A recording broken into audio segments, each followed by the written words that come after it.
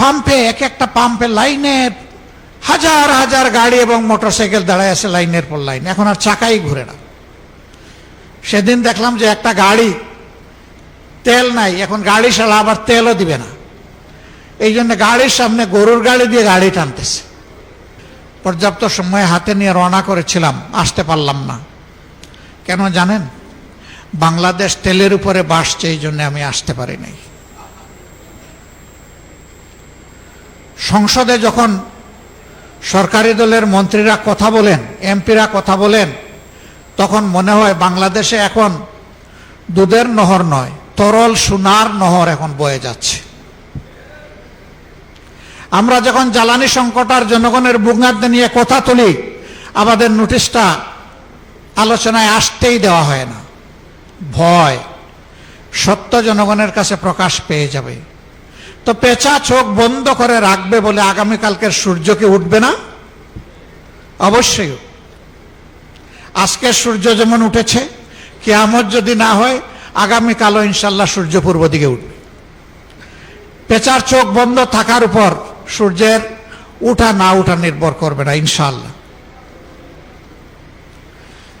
পাম্পে, এক একটা পাম্পে লাইনে হাজার হাজার গাড়ি এবং মোটরসাইকেল দাঁড়ায় আছে লাইনের পর লাইন, এখন আর চাকাই ঘুরে না।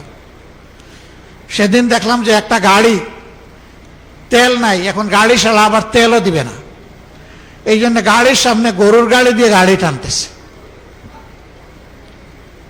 আমাদের মন্ত্রীরা বলে আগের চাইতে আমাদের তেলের রিজার্ভ এখন অনেক বেশি, চাহিদা বেড়ে গেছে। তো তোমাদের তাইলে ব্যবস্থাপনার দুর্বলতা, এটা তোমরা শুধরে উঠো না কেন? জনগণকে কেন ভোগান্তি করছো? আজকে সেই গাড়ির চাপে পড়ে আমার গাড়িরও তেল প্রায় শেষ হয়ে যাওয়ার উপক্রম। 1 ঘন্টার মতো এই রাস্তায় কাটাই দিলাম, একদিকে তেল পাই না, আরেকদিকে তেল যা আছে ওই তেল না পাওয়া ভাইদের কষ্টের কারণে এই তেলও শেষ। শুধু কি গাড়ির তেল? কৃষি নির্ভর একটা দেশে এই মৌসুমে খামারিরা হা করে চেয়ে আছে, তাদের ফসলে সেচ করবে, পানি দিবে, নাই। আবার এখন ওই কুলাইয়েতেও আবার তেল দেয় না, ডিজেল দেয় না, বলে যে না আপনি কার্ড নিয়ে আসেন। সে কার্ড আনবে কিভাবে? এখন তাইলে পাম্পগুলো অটোমেটিক্যালি বন্ধ হয়ে যাবে। এর কুফল হিসাবে আগামী মৌসুমে আমাদের খাদ্য উৎপাদন মারাত্মক ব্যাহত হবে এবং খাদ্য ঘাটতিতে বাংলাদেশ পড়বে।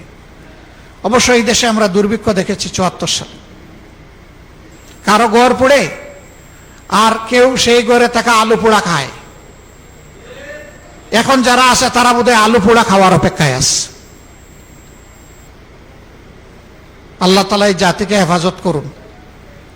আমরা জনগণকে কথা দিচ্ছি, আমরা 77 জন যারা আপনাদের হয়ে সংসদের ভিতরে ঢুকেছি, আমরা 77 জন 18 কোটি মানুষকেও পাহারা দেব।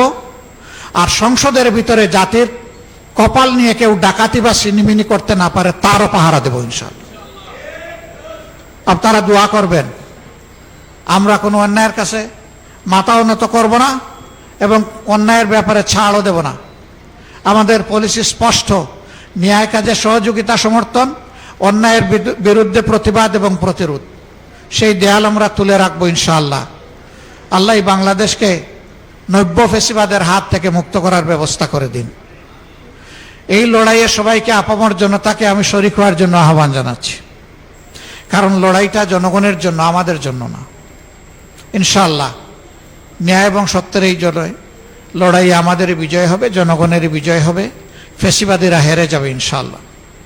আমি বলেছি, যেদিন গণভোটের গণরায়কে অস্বীকার করা হয়েছে সেই দিন থেকেই নতুন করে আবার ফেসিবাদের যাত্রা বাংলাদেশে শুরু হয়েছে।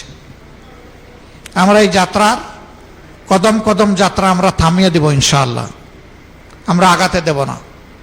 আর একটা বিষয় বলেই শেষ করছি, জ্বালানি সংকট মোকাবেলা করার জন্য আমাদের ফেরেশতা শিশুদের উপরে প্রথমে হাত পড়েছে, তাদের স্কুল বন্ধ করে দিয়ে গড়ে পাঠিয়ে দেওয়া হচ্ছে। করোনার সময় দারুণ ব্যাহত হয়েছে, অনেক শিশু সন্তান ড্রপ আউট হয়ে গেছে, লেখাপড়া শুধু ছাড়ে নাই, সে বিপথে চলে গেছে, কিশোর গ্যাংয়ের অংশ হয়ে গেছে। এখন আবার যদি একই পথে এই সরকার হাঁটে, তাহলে এই জাতিকে অন্ধত্ব, এবং মূর্খতার চাদরে ডেকে দেওয়ার সিদ্ধান্ত নেবে এই সরকার। আমরা এটা রুখে দেব, এইটাও আমরা মানব না। আমাদের সন্তানদের মেধা হত্যা করার সুযোগ আমরা কাউকে দেব না। আমাদের বার্তা স্পষ্ট, সব ব্যবস্থাপনা নেওয়ার পরে সর্বশেষ হবে শিক্ষার উপর, এর আগে নয়।